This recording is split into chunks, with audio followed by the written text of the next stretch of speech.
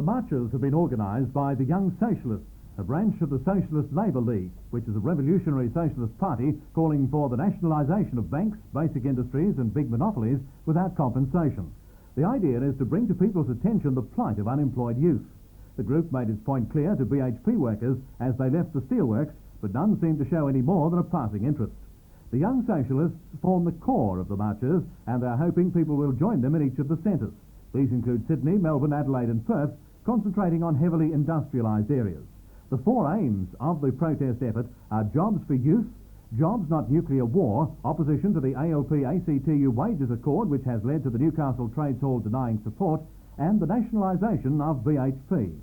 Well, we think it's vitally important, especially in a city like Newcastle, because Newcastle's a steel city. It depends on the BHP. And just in the last 18 months, BHP's undertaken massive sackings of over 21,000 workers. And in this way, they've made profits out of it. So for them, it's a recovery. But as far as the youth are concerned, it means more unemployment. First, a check with the police to confirm the route and to reassure that everything will be in order, and then the marchers moved off towards Newcastle's central business district. The day will culminate in a rally in the Hunter Street Mall tonight. Tomorrow's march will be from Steel past the Industries to the Newcastle Workers' Club. From there, it's off across Australia, where the group claims support is so strong that food and accommodation have already been arranged as far as Melbourne.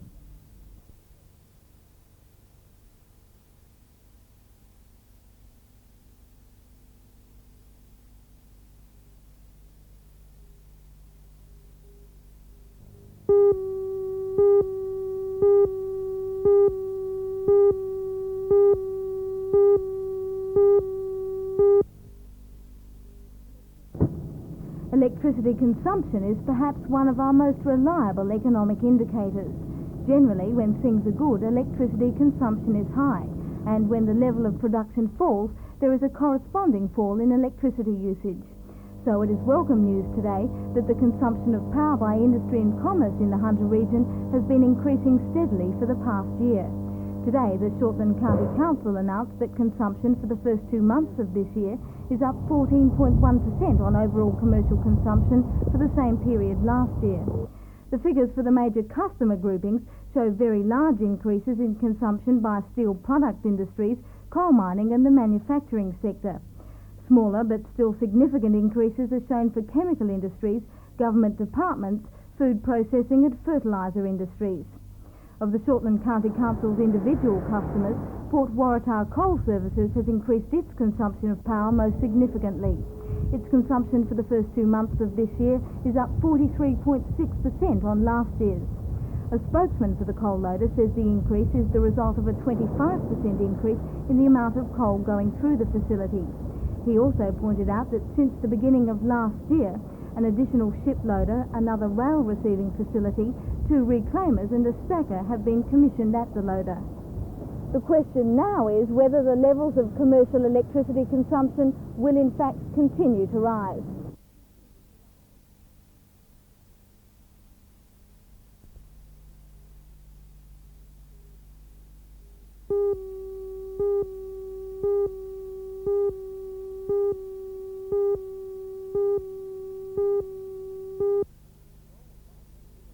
Zola Budd has been awarded British citizenship and may now compete in the Olympics. South Africa is banned from Olympic competition because of its racial policies. In basketball, the all-time scoring record of Wilt the Stilt Chamberlain has been broken after 10 years. Chamberlain scored 31,419 points in his career, but last night in Las Vegas, Abdul-Jabbar, who had many tussles with Chamberlain early in his playing life, dropped in a basket to take his tally to 31,420. To make the moment even sweeter, his team won the game.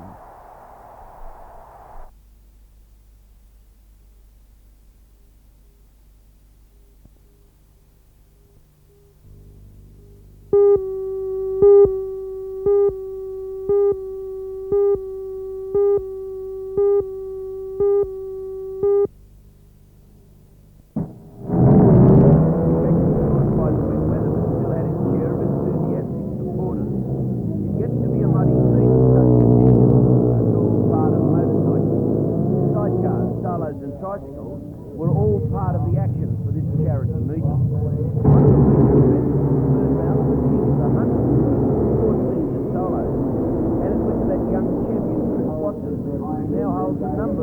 Australia, the title.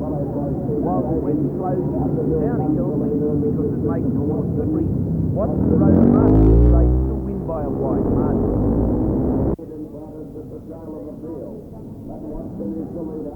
Watson and Wolf in the leaders. They come up the hill from Graham Holden at Belmont. Followed in by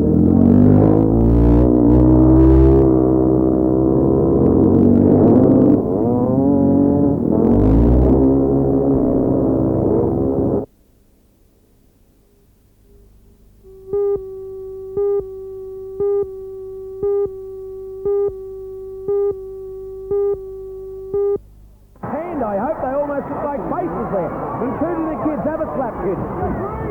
Bochi's had a good game, the big fella, and they're elated. Coming into the game, Pat Short, as I said a moment ago, the number 14. And now going on court, the number 10, Russell Mackay. Brian Dick had an excellent game, Brian Dick. Take calling Mackay's a nice tall player. Graham Walmsley. Back it goes to Larry Davidson. Round the corner, Geordie Davidson, the number 6 back in the game. Brian Dick, taken by Pat Short, given away to Wayne Bullock. Look at the pace of this game. Wide it goes to Andy Jacobson.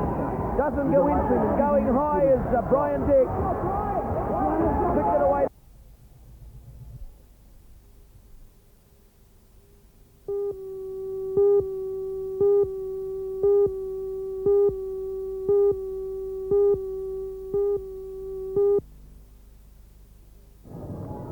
The two-day show started in sunny conditions. Chairman of the organising committee, Mr John Steele, says 35,000 people bustled through the gates and along the alleys on Saturday, with a further 25,000 taking in the many and varied exhibitions on Sunday. But yesterday the sun moved aside for more stormy conditions. So stormy, in fact, that the wind and rain caused the collapse of a marquee. No one was hurt, but the fair wound up earlier than scheduled. One event that braved the unfavourable conditions was the rock vaulting. Rock vaulting is an operation that normally takes place deep underground, and in yesterday's weather that's probably where the teams would rather have been. A total of 27 two-man teams, including for the first time 2 hard rock miners from Cobar, fought out the championship at the trade fair. Rock vaulting involves more than just toting their heavy air drill. The bolts must go into the correct depth and stand a check by judges wielding a tension wrench. More than one team lost points this weekend by substandard bolting. But in the final between the Cooranbong team, Pearson and Brotherton on the left, and Kale and Trafford from Tarmore near Picton, it was a straight-out test of speed. Neither team lost points, and in the end it was the Cooranbong pair that carried off the contest and a cheque for $1,000. The rock vaulting was the highlight of the Toronto Trade Fair, which proved immensely successful in spite of yesterday's weather.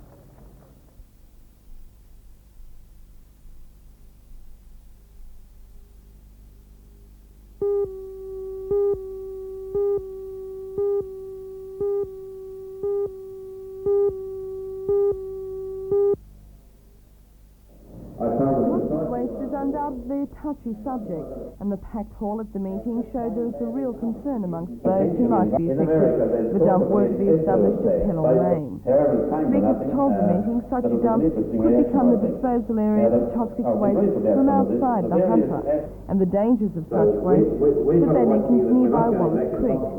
Peter Barrick from Newcastle Tradesman Council says his council would support residents in a fight against the toxic dump. Defending the Council's decision to go ahead with the study of the dump site, Deputy Mayor George Ellis says the move is to ensure informed discussion.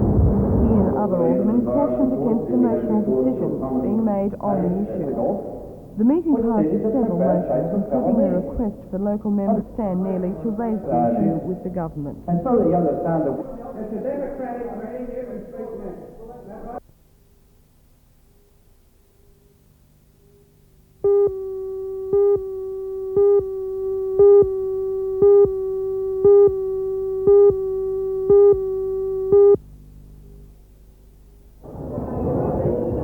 Wet conditions prevailed at all grounds for the opening round, which provided some mixed results. This was the scene at Passport Oval, where South and the Red were playing against North Newcastle. North ran out the winner in a close fought affair by 16 points to 14. In the clash at Cessnock, Lakes beat the home team 26-12.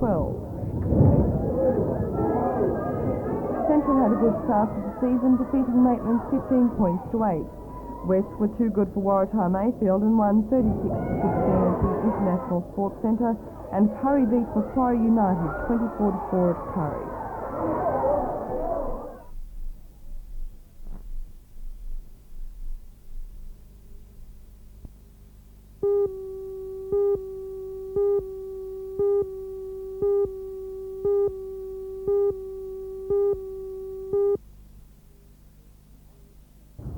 The two-volume set first came out in October, and the 50,000 copies went like hot cakes in just 10 days. The problem was that all had gone before they'd reached country centres. The demand from there was just as strong.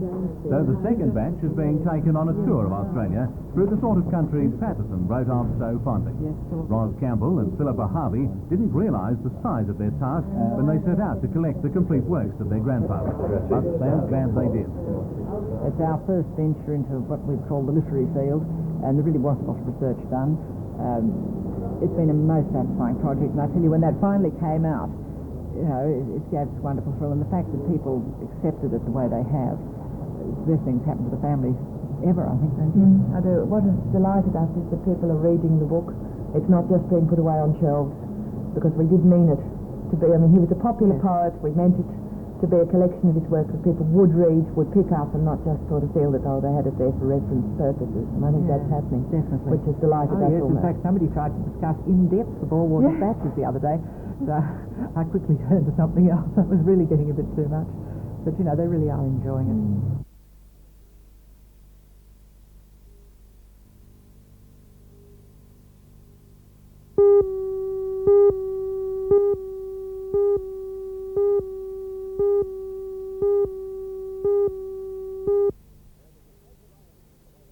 There was a touch of irony in the White House Rose Garden this morning when President Reagan, signing a proclamation designating May 1st as Law Day, said there can be no freedom without law.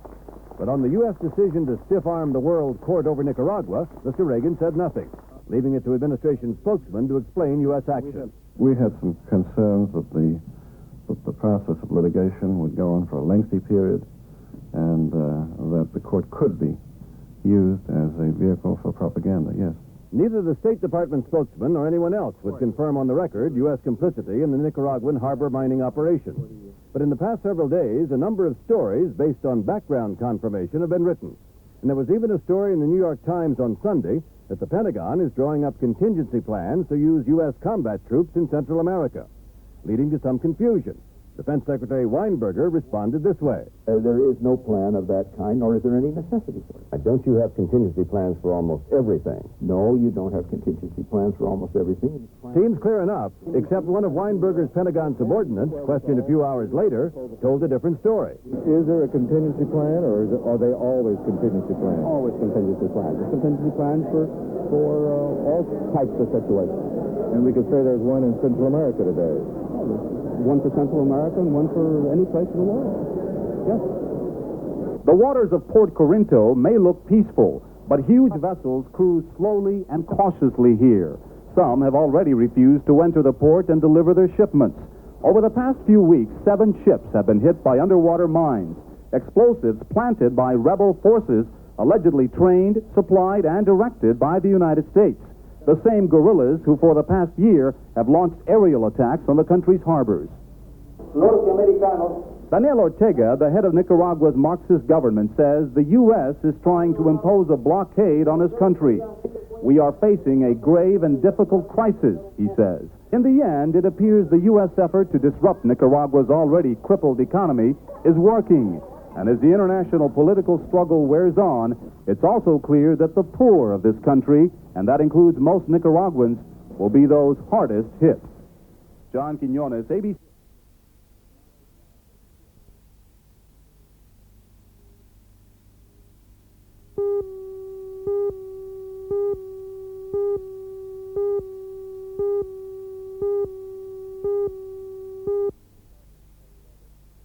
It's a crisis in such a way that the season could have been shortened by closing from now and no more meetings till the next season opening.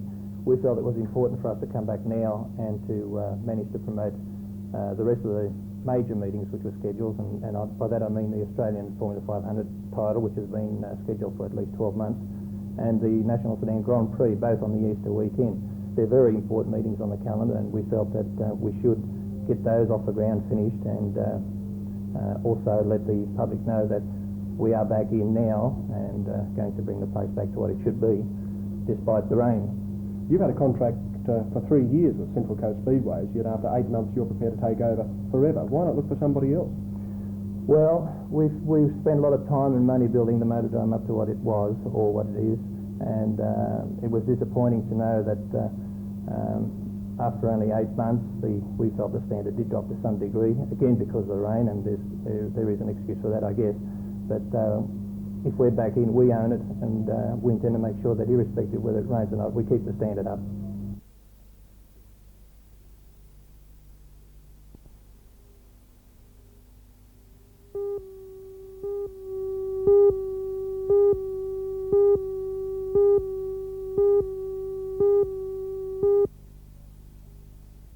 If Mr. Camash is satisfied, enough NSL standard players have committed themselves to Rosebud, it's almost certain Rosebud will become Newcastle's NSL team immediately.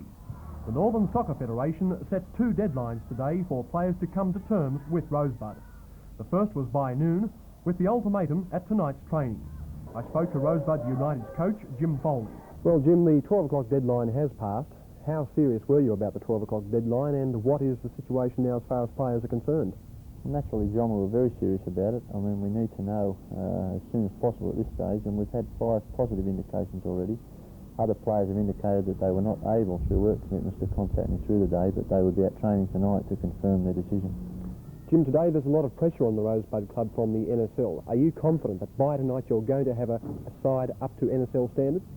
I'm extremely confident of that, John, yeah. Can you give us any indication of who the players might be to make up a good side? Well, I think obviously we need to retain the nucleus of the players that were doing the job with the old KB United club.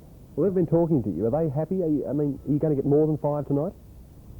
Well, when you say they're happy, I think they're obviously pretty disillusioned at the moment. I mean, their playing careers have been put at a standstill. I think most of them have come to terms with the fact that they've got to pick up the pieces now and resume the careers that they had. So there obviously are some players who are determined to leave Newcastle. I would suggest that there could be some that decide that way, yes.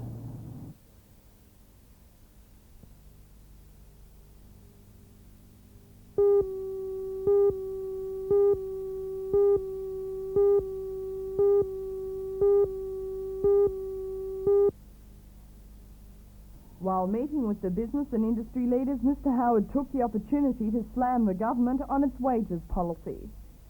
Mr. Howard, is the government's wages policy working? No, I don't believe it is economically. I think all it's doing is buying time in the short term and storing up problems that will break through in 1985. Almost all of the economic improvement this year has been the result of the breaking of the drought and the beneficial effects of the last government's wages clause, which of course Mr. Hawke opposed when he was in opposition.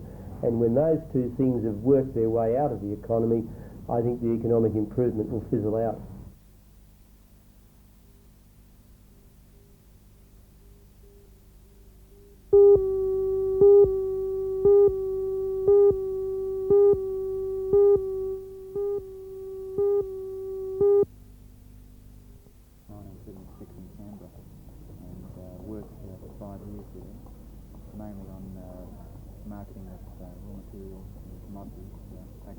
Our focus here will be to try to encourage manufacturers to export, and that way increase their market, increase production, and hopefully decrease unemployment. We've been servicing the Newcastle region from the Sydney regional office for many years now, but we feel that our presence will encourage new firms with new products to come forward and hopefully capture part of the world market. And how will you help existing businesses in the region? Well, there are already a number of established manufacturers who export here. We hope that we can increase their coverage of the world market and stop being so inward-looking as they have been in the past.